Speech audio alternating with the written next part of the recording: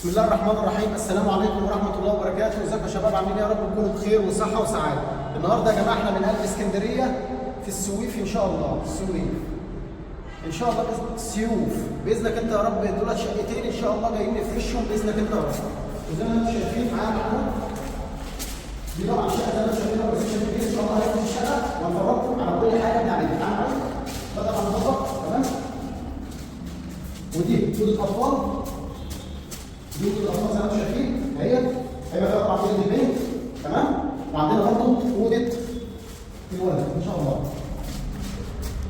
دي اوضه الولد برضه هي برضه هتتنفس ان شاء الله. هنعمل حاجه محترمه حاجه 10 نروح بقى ايه الاوضه المكتبيه الشقه الثانيه ان شاء الله.